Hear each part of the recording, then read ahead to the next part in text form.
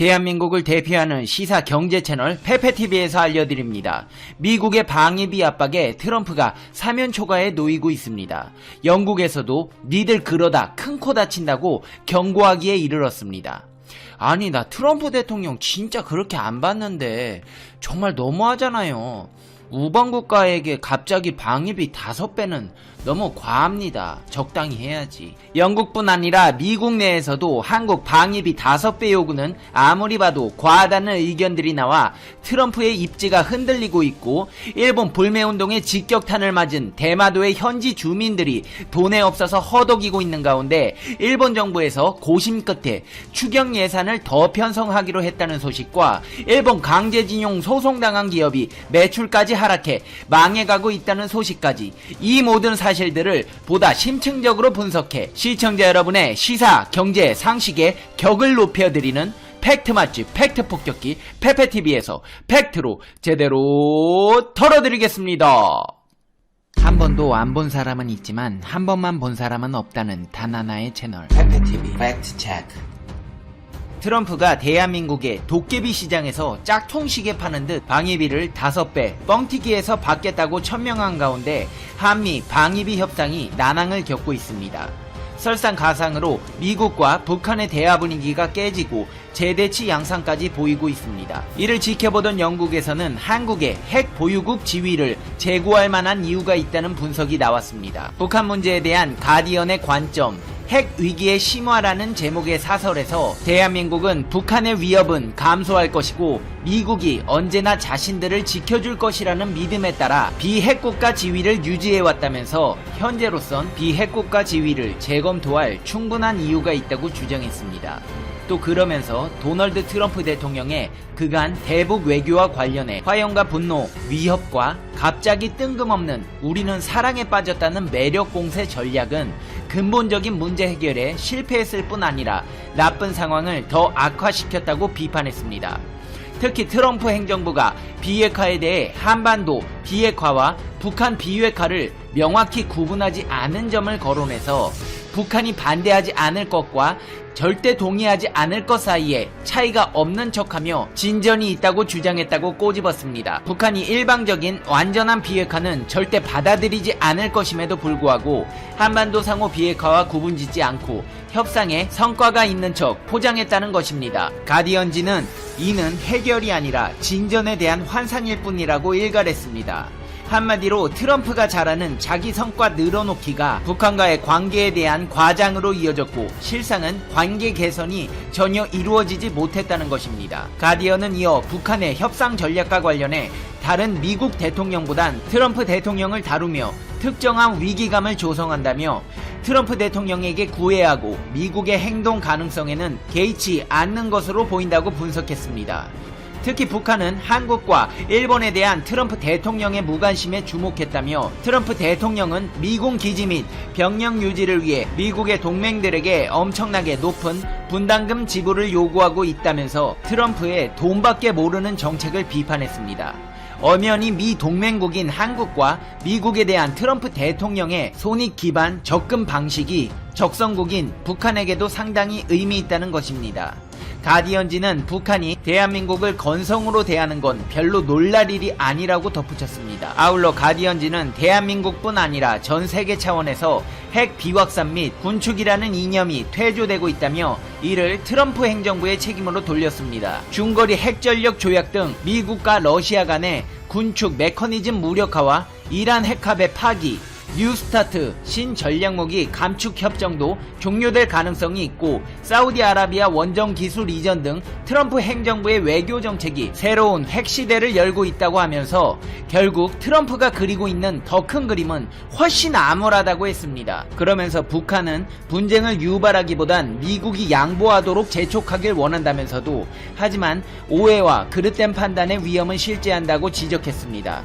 가디언지는 결론적으로 북한과 미국의 휴전은 끔찍한 결과로 끝날 수 있다고 경고했으며 이를 피하기 위해 국제적인 노력, 특히 미국의 노력이 필요하다고 했습니다. 가디언지의 사설을 한마디로 요약해보자면 트럼프 행정부 주도로 국제적 핵 경쟁 시대가 도래할 수 있고 북미 대화의 결과가 긍정적이지 못하며 한국에 대한 방위비 요구가 과하다는 경고로 해석됩니다. 미국의 전직 국방장관들도 트럼프 행정부의 한반도 접근법을 비판하며 동맹의 중요성을 강조했습니다.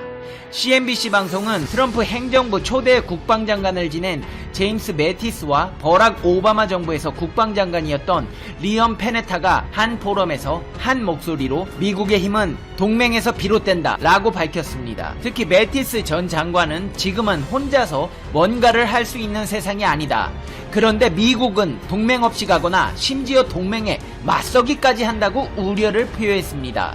매티스는 지난해 말 트럼프 대통령의 시리아 철군 선언에 동맹에 타격이 된다며 사임했습니다. 미국의 국방장관은 동맹에 피해가 되는 정책에 사표까지 던지고 나올 정도로 동맹을 중요시한다는 겁니다. 페네타 전 장관 역시 매티스와 의견을 같이 했습니다.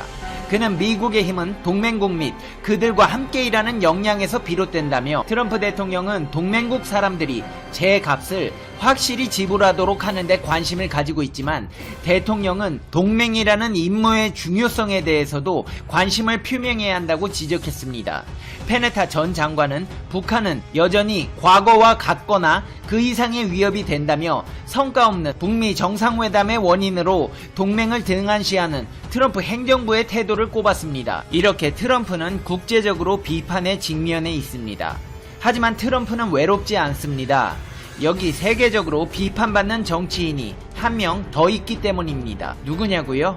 아니 아시잖아요. 아베 신조 일본 총리요. 일본 불매운동을 야기시킨 아베 신조 정책에 가장 큰 피해를 본 지역은 대마도입니다. 이런 한국의 일본 여행 거부 운동의 여파로 일본 정부가 대마도 지원을 염두에 둔 추경 예산 편성을 추진하는 것으로 알려졌습니다. 대마도 지역 주민들의 절규가 일본 본토 아베에게까지 전해진 것입니다.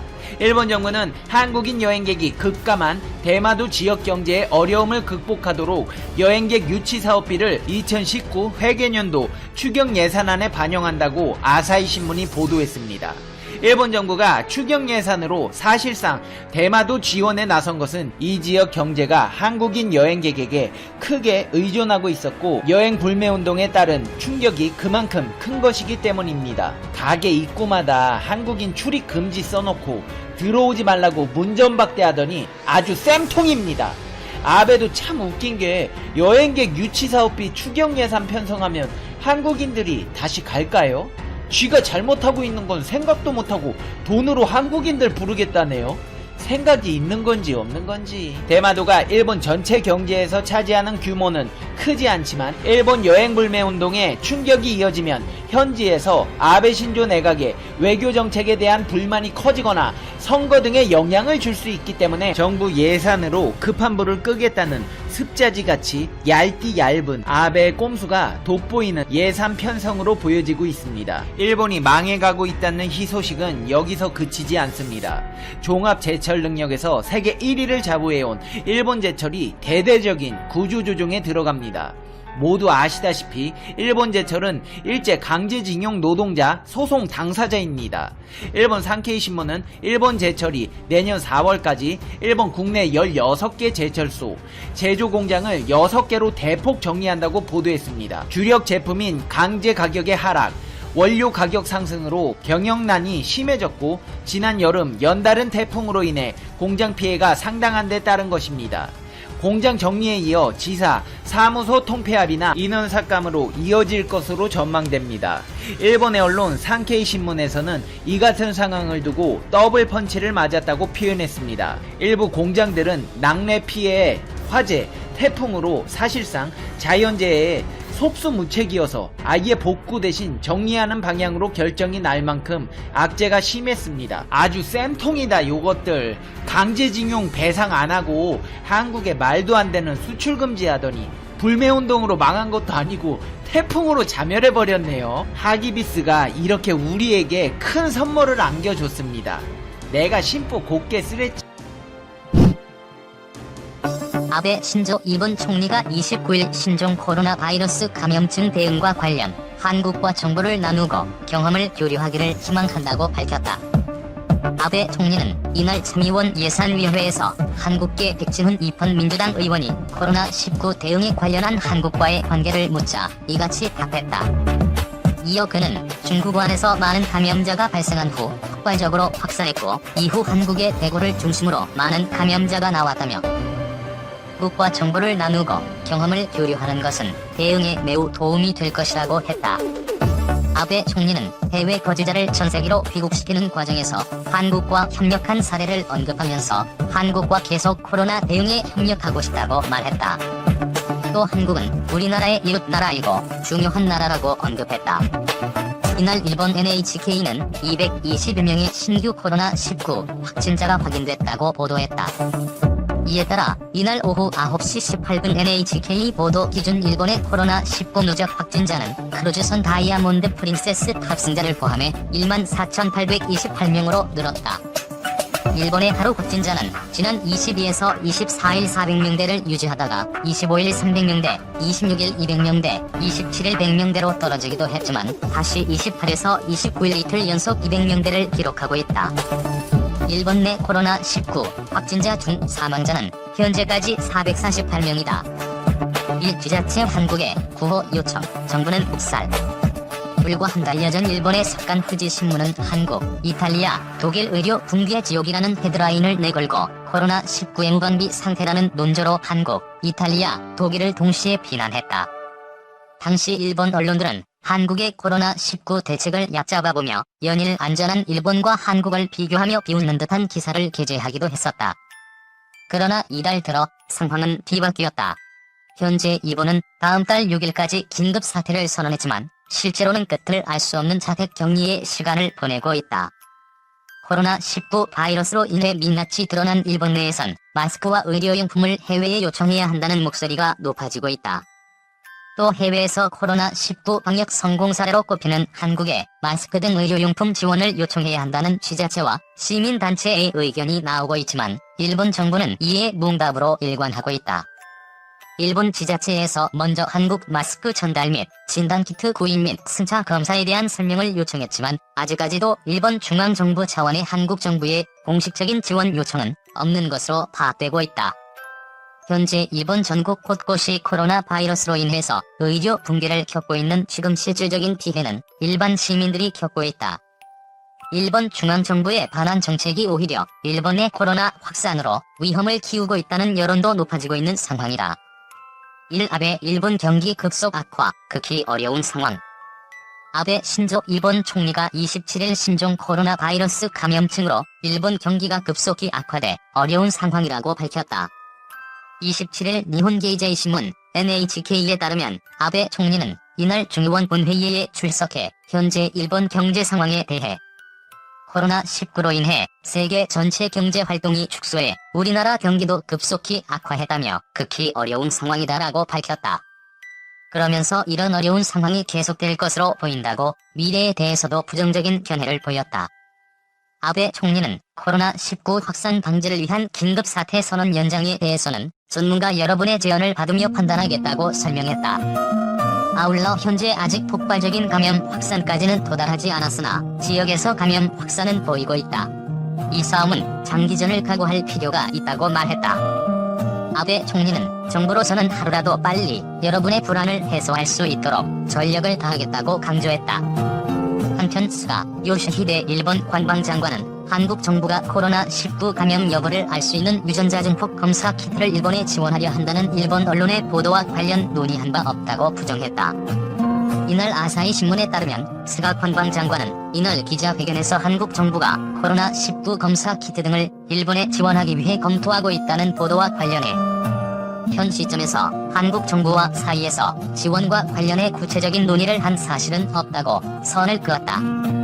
앞서 아사히는 지난 26일 한국 정부가 일본에 대해 코로나19 PCR 검사 키트 등 지원을 검토하고 있다고 한국 정부 고위 관리들을 인용해 서울발 기사로 보도했다. 신문은 문재인 정부가 코로나19 감염자가 증가하고 있는 일본에서 검사 수요가 높아질 것으로 보고 PCR 검사 키트 제공, 마스크 제공, 의료진 파견 등을 둘러싸고 일본 측의 생각을 듣기 위해 보건 담당자 간전화 협의를 제안했다고 전했다.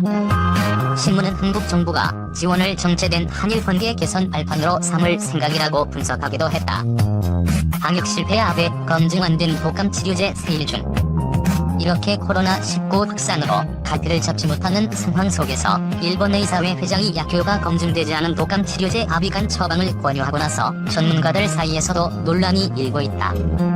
의학 전문가들조차 검증 문제로 아비간 처방을 자제해야 한다는 의견이 있지만 최근 아베 총리는 G7 정상들과 화상회의에서 일본의 아비간 처방을 권유하며 의사회장의 주장을 거들고 나섰다.